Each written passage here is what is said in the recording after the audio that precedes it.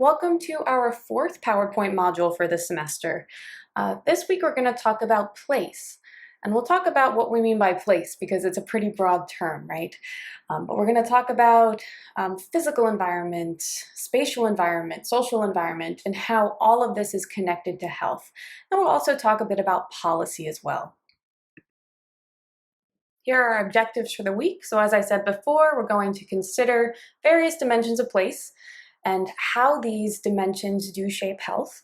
And we're going to connect place to policy. So talking about housing policy, urban planning, taxation, and so on. You should take about an hour to complete this module. And if I've been way off with the time estimates, please let me know because I have a rough estimate, but these may take a lot more time, they may take a lot less time. So if I am way off, let me know. Here are your deliverables for the week.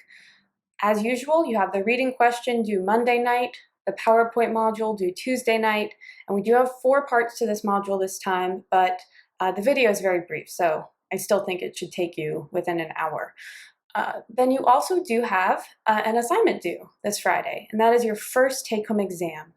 The exam will be distributed on Enquire Tuesday night, and I will send you an email when it is available. But that is due Friday by 11:59 p.m. And there will be more instructions for how to submit it on the exam itself and in the email that I send out. Let's start with your opening question, and this is your question for this week. Reflect on the place or places where you grew up. How do you think this place influenced your health? Now share what you're comfortable with sharing. This is a forum post. But I do want you to reflect on, how your own experiences growing up, specifically the place in which you lived, how did this affect your health? Or how do you speculate it affected your health? So at this point, you can pause the PowerPoint module and answer that question on Enquire. So when we talk about place, what do we mean? And there are multiple dimensions to places, right? We could think about the physical environment. And this might be what immediately comes to mind for us, like air quality, water quality, noise level, being in an urban environment compared to a rural environment. So these are descriptions of the physical environment, right? And we can certainly think about how all of these are connected to health.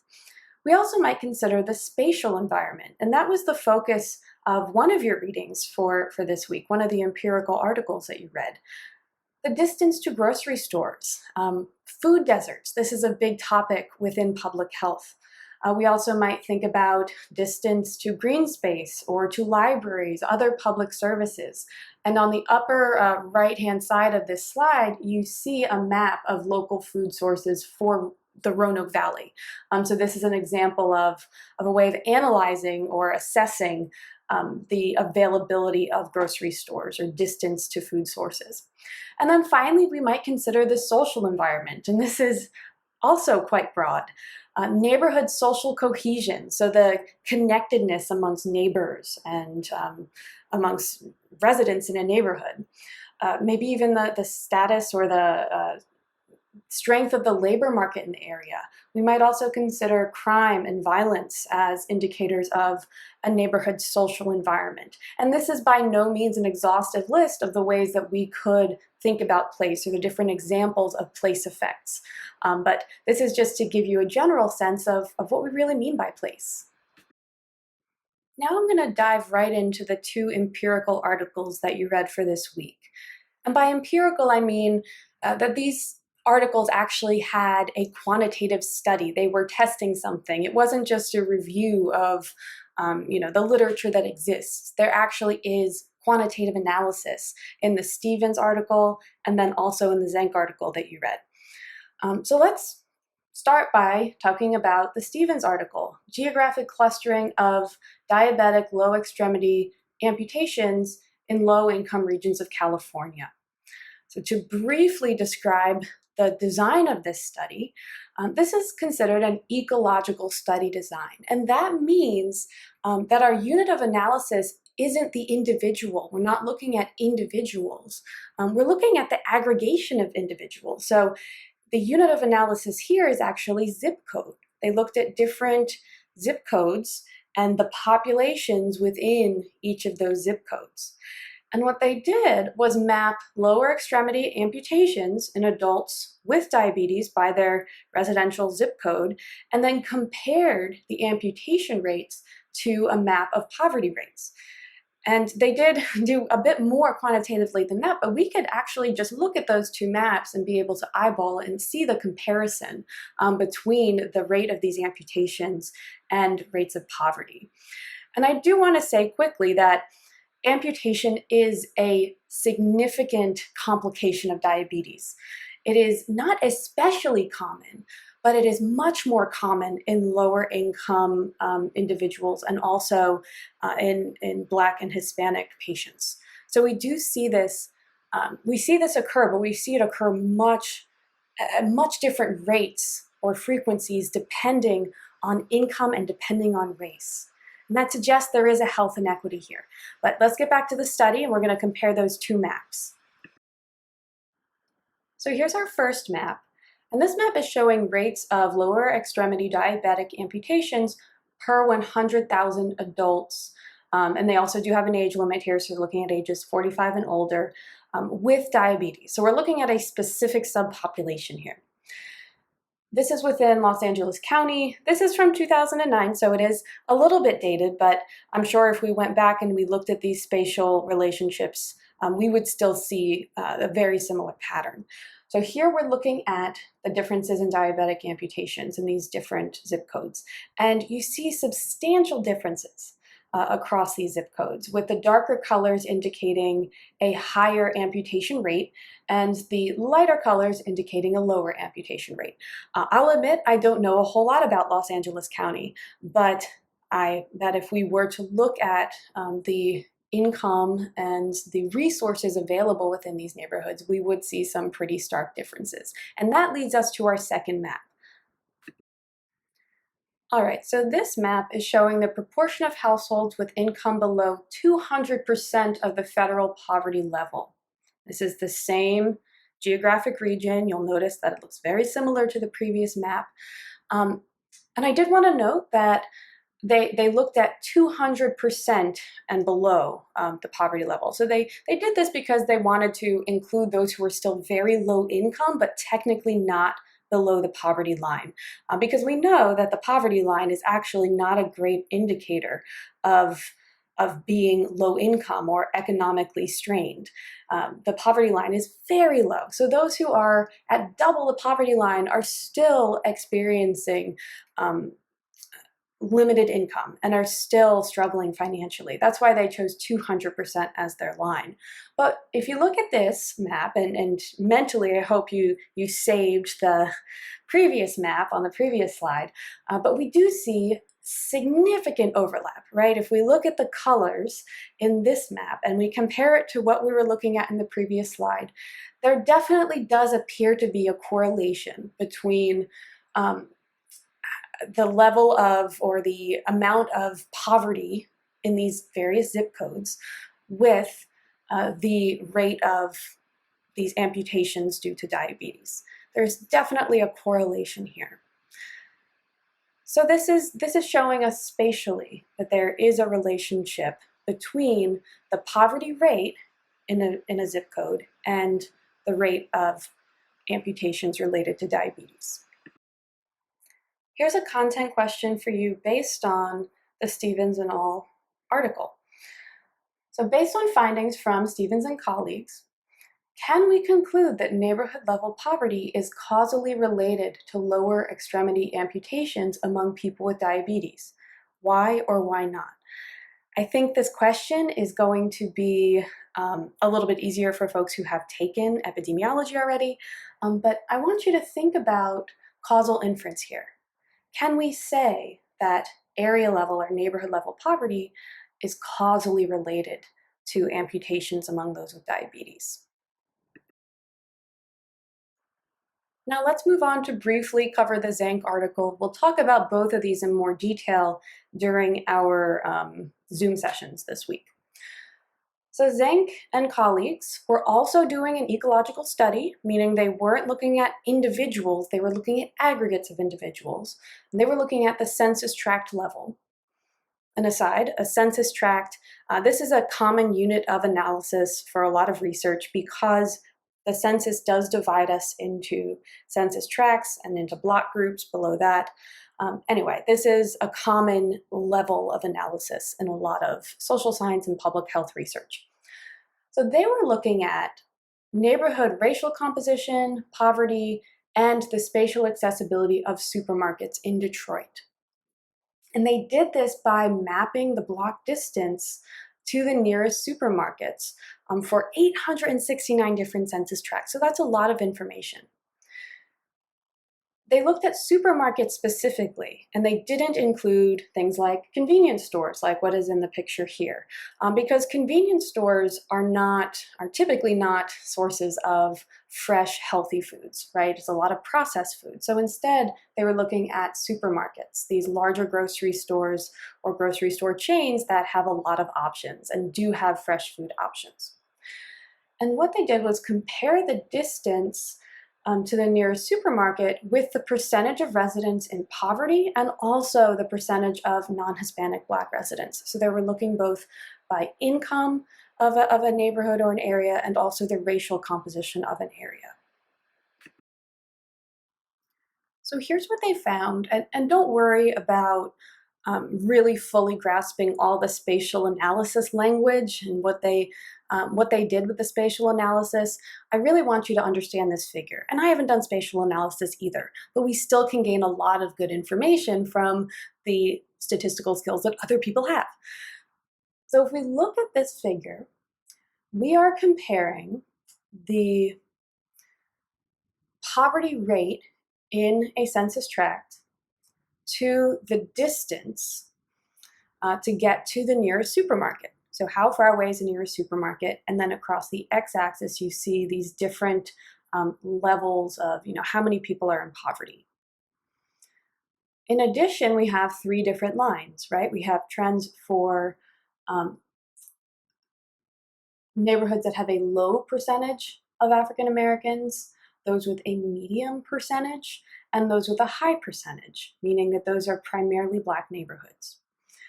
If we look at these trends, we see that there's a flat line for neighborhoods with a low percentage of African Americans. So regardless of the poverty rate in these neighborhoods, there still is a relatively close supermarket. We don't see a difference in the distance to the nearest supermarket if we're in a primarily white neighborhood. That's what we see here. However, if we look at those with medium and high percentage of African Americans, so the racial composition is more African American than it is white, we do see that there is a major difference, especially when we get to high poverty. If we're in a low poverty area, the racial composition doesn't really matter. But if we're in a high poverty area, racial composition appears to matter a lot. Those neighborhoods that are either partially or mostly Black, that are also high in poverty, have to go much further to get to a grocery store. So what we're looking at here, we might call this the intersection of income and race, and how these interactively shape access to a grocery store. Now I want to spend a little time on the why question. So we see these huge disparities across neighborhoods in health and also disparities in social and economic conditions. How did we get here? Why do we see these inequalities? So I want you to pause the PowerPoint module and watch this brief, I think it's about 5 minutes, video called A Tale of Two Zip Codes. You may have seen this before. I think Dr. Ackley likes to use it as well. So if you've had a class with her and talked about the social determinants of health, you may have watched this. I want you to watch this brief video, and then based on the video, I want you to explain how A-Town and B-Ville became so different. And that'll make sense once you start watching the video. So pause here and watch the video and then answer that question on Inquire. Now to expand on what you all wrote for your video question, I want to comment on how we got here. Why do we see these huge neighborhood disparities in health outcomes and access to important health promoting resources? This is not an exhaustive list, but we definitely need to consider at least these things. Political forces. The US and virtually all US cities have a long history of zoning laws and redlining that segregated neighborhoods by income and race. If you don't know what redlining is, you can look it up, but it is basically categorizing different neighborhoods based on the desirability of those neighborhoods, so to speak. And this was something that was government sanctioned, and then those rankings of neighborhoods were used in order to determine, well, who gets a mortgage loan, who gets a nice mortgage loan that they are able to afford, and who is essentially blocked from owning a home. We saw significant neighborhood differences in the growth of the middle class and homeownership, and this was driven by policy. And redlining was actually completed or done, or the scores for different neighborhoods were based on income and the racial composition of neighborhoods. And so this really did disadvantage those who are lower income or those who are non-white. So we do have political forces at play here. We could also talk about property taxes that fund neighborhood infrastructure. So taxes go into schools, taxes go into maintaining our streets and sidewalks and community resources. So this is another major political force. Cultural forces, and really what I'm talking about here is racism.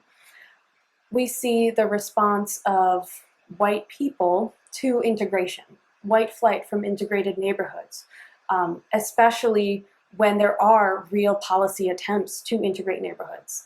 The blockage of policy initiatives that are meant to integrate neighborhoods, and typically this is those in the white middle class or white upper middle class who are pushing back against this integration.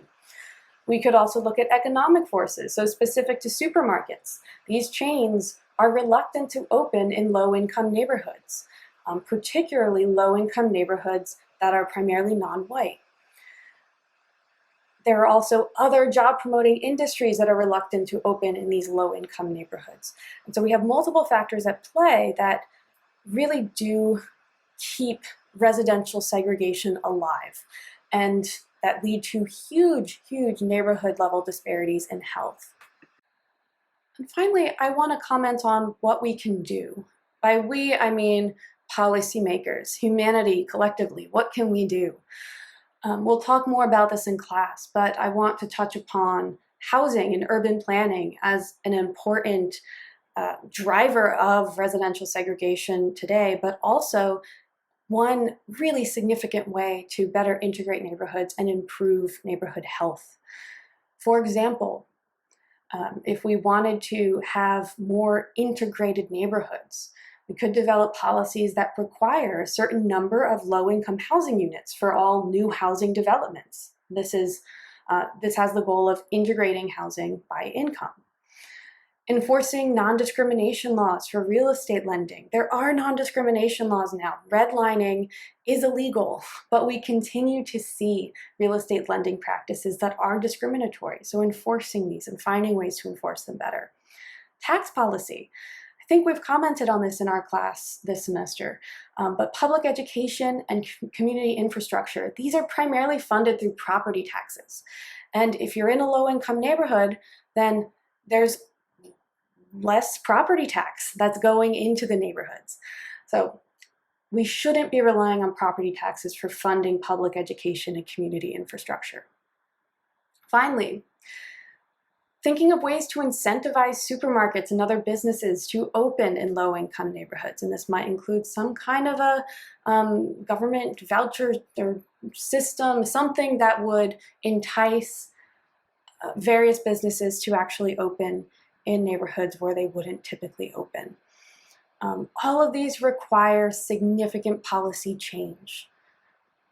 But all of these, in various examples, have been shown to really improve neighborhood health. We'll talk more about that in class. Here's your closing question.